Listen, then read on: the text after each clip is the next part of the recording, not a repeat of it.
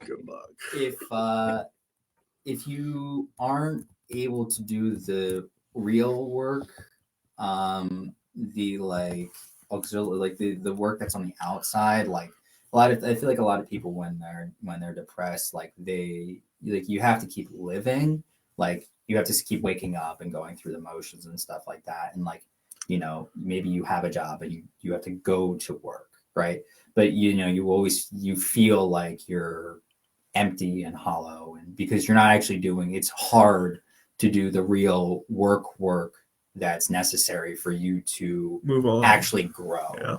And this is like, what if something that is so horrific happens to this woman, and like how challenging it is to actually be able to accept that and not move on, but to keep actually living a life where you're not just waking up and then going to work and then waking up and going to work. So it's going like through the motions, just going through those motions. And so I just wanted to explore like depression in a way that wasn't just looking at someone crying or like just like being like super, like she's bummed out for sure, but she's still a hard worker, right?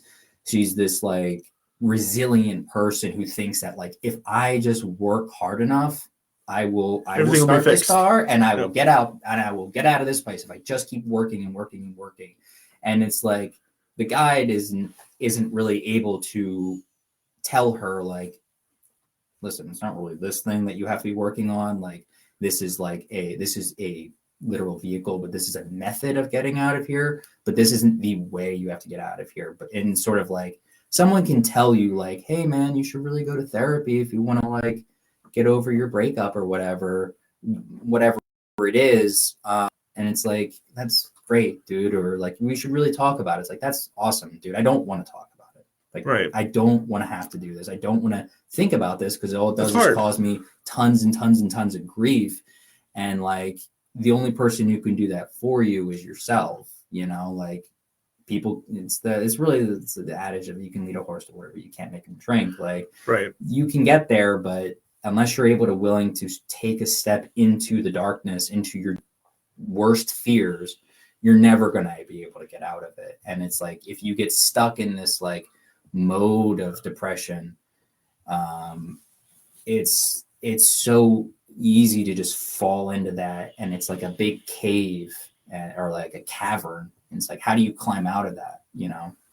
So this is the story of like Carmen actually reaching the total rock bottom, like going to the depths of her psyche and at the bottom of it, and then learning how to like actually climb up one rock at a time. And then she has Samuel there to be like, hey, like he's kind of the guy who's like, oh yeah, you can if you put your hand right there, you can actually see that you can actually pull up, but you actually have to be able to fall all the way down there in order to be able to start climbing back up.